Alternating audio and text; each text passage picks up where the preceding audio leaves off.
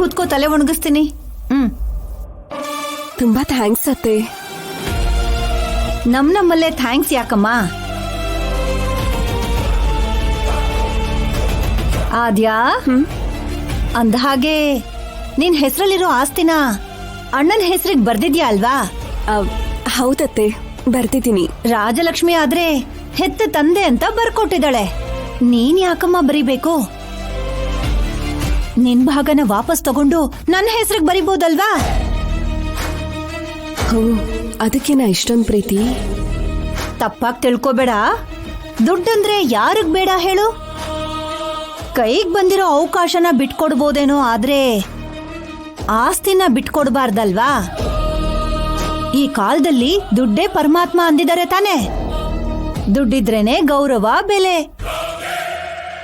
ನೀನ್ ಅಮೆರಿಕಾಯಿಂದ ₹1 ತಂದಿಲ್ಲ ಅಂದ್ರು, ವರದಕ್ಷಿಣೆಯಾಗಿ 1 ಪೈಸಾ ಕೊಟ್ಟಿಲ್ಲ ಅಂದ್ರು ನಾನ್ ಯಾವತ್ತಾದ್ರೂ ಏನಾದ್ರೂ ಹೇಳಿದಿನ? ಇಲ್ಲ ಅಲ್ವಾ?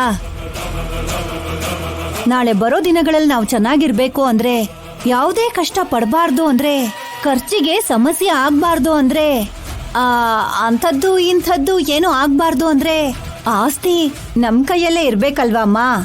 ಅಂದ್ರೆ ಅತ್ತೆ, ಆಲ್ರೆಡಿ ದೊಡ್ಡಪ್ಪನ ಹೆಸರಲ್ಲಿ ಬರ್ದಿದ್ದೀನಲ್ವಾ, ಇವಾಗ ವಾಪಸ್ ಇಸ್ಕೊಳ್ಳೋದು ಸರಿಯಲ್ಲ ಅನ್ನಿಸ್ತದೆ.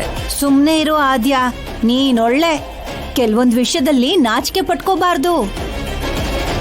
ಅವ್ರ ಜೊತೆ ನಾವ್ ಎಷ್ಟೇ ಚೆನ್ನಾಗಿದ್ರು ಕೂಡ ಆಸ್ತಿ ವಿಷಯದಲ್ಲಿ ಅಸಡ್ಡೆ ಮಾಡಿದ್ರೆ ಆಮೇಲೆ ಕಷ್ಟ ಪಡೋದು ನಾವೇ ಅಲ್ವಾ?